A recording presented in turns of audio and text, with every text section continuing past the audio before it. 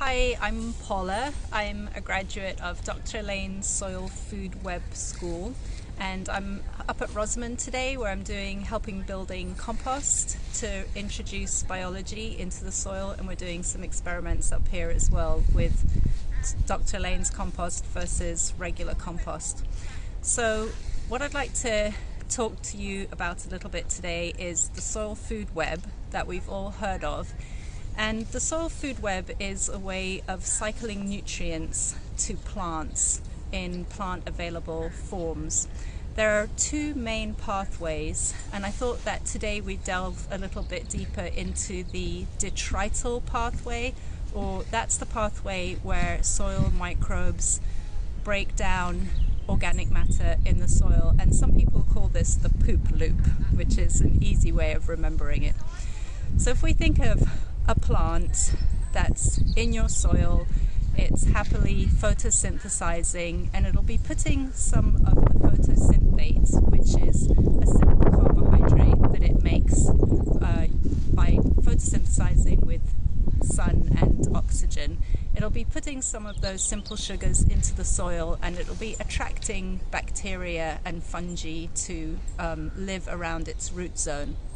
So in the detrital, or the poop loop pathway to get plants their nutrients, the foundation of that system is bacteria and fungi, and that's primarily because they can break down organic matter that is outside of their bodies.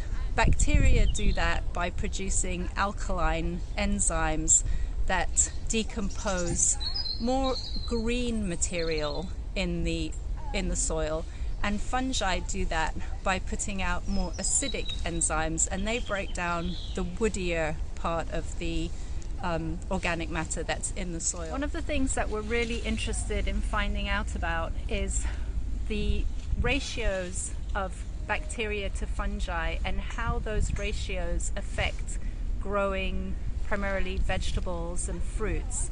So what we're beginning to know is that vines and woodier plants, so for example grapes, black currants, that kind of plant, they like a more acidic soil, and that's where a higher fungal ratio is going to be really helpful.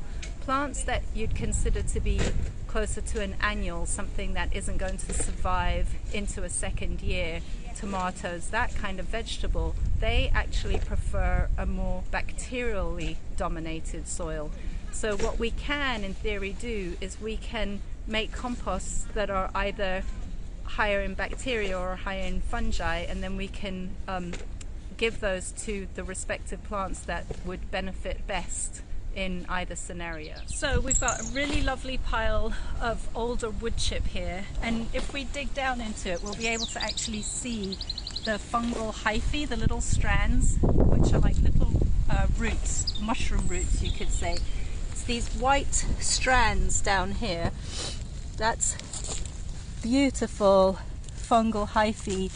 These are the mushrooms that are putting out a slightly acidic enzyme to break this wood chip down.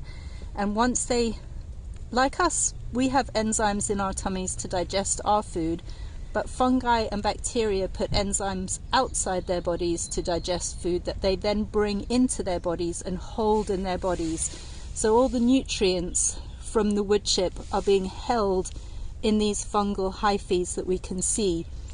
With the bacteria, they're way too small for us to see, but this is a sign of fungal hyphae breaking down wood chip.